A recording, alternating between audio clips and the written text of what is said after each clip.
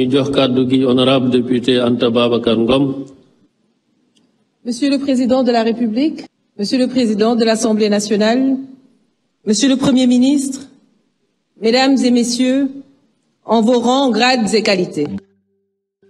Il est des moments dans la vie d'une nation où le silence devient une trahison, où l'évitement est une faute, où seule la vérité, dite avec courage et avec dignité, pour ouvrir les chemins de l'avenir. Et ce moment d'aujourd'hui en est un. Si nous sommes réunis ici, ce n'est ni pour meubler l'agenda républicain, ni pour prêter à une mise en scène institutionnelle. Nous sommes venus répondre par conviction et nous sommes venus répondre par devoir. Parce que l'écoute, la concertation et le respect de la vérité sont au cœur de notre ADN politique. Mais aussi parce que nous devons collectivement respecter l'intelligence des Sénégalais qui n'en peuvent plus des combines politiques, des promesses sans lendemain et des stratégies de diversion. Nous espérons vivement que l'esprit de ce dialogue ne sera pas dévoyé.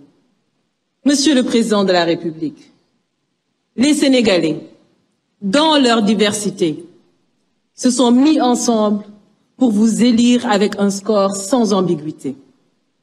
La plus belle manière d'honorer ce choix est de rassembler et de réconcilier le peuple autour de l'essentiel. C'est pourquoi nous attendons de ce dialogue un engagement sincère des autorités à tous les niveaux. Il est temps de changer de ton et d'abandonner les discours agressifs. La parole publique doit retrouver sa dignité.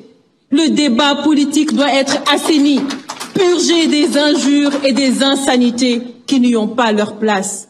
Chaque parti doit assumer la responsabilité de maîtriser ses militants. À défaut, la justice devra jouer son rôle dans toute sa rigueur. Mais nous appelons à une justice véritablement indépendante, équitable et impartiale. Nous soutenons, Monsieur le Président de la République, sans réserve, le principe de la reddition des comptes. Mais ce principe doit rester un exercice de justice, non un instrument de vengeance ou un levier de communication politique. Il ne doit pas occulter l'essentiel, la précarité croissante, l'essoufflement économique, la jeunesse en quête d'avenir, les femmes en quête de reconnaissance, la diplomatie en recul, l'insécurité alimentaire, les périls qui menacent notre sécurité intérieure et notre défense. Monsieur le Président de la République, nul ne s'attendait à des miracles au bilan de votre première année de mandat, je vous l'accorde. Mais il est désormais temps de passer à l'action et de faire rayonner à nouveau notre pays au concert des nations. Cela fait 4 longues années que notre pays est prisonnier de tensions politiques qui ont fini de fragiliser les bases de notre économie et détourner l'attention des Sénégalais des vraies priorités. Il faut refermer cette parenthèse douloureuse et lancer des réformes structurelles dans les secteurs vitaux. Éducation, santé, équité sociale, agriculture, élevage et j'en passe, industrie. Je vous propose d'organiser des états généraux pour la relance économique afin de réinventer notre modèle. Je saisis cette tribune pour porter un plaidoyer fort en faveur du secteur privé, formel comme informel. Il est temps de le replacer au cœur des priorités économiques. C'est votre meilleur allié, Monsieur le Président. Mesdames et Messieurs, en abordant les questions de la démocratie, des libertés fondamentales, le processus électoral et les réformes nécessaires, nous tenons là une opportunité précieuse de refonder notre système démocratique sur des bases plus justes, plus solides et plus inclusives.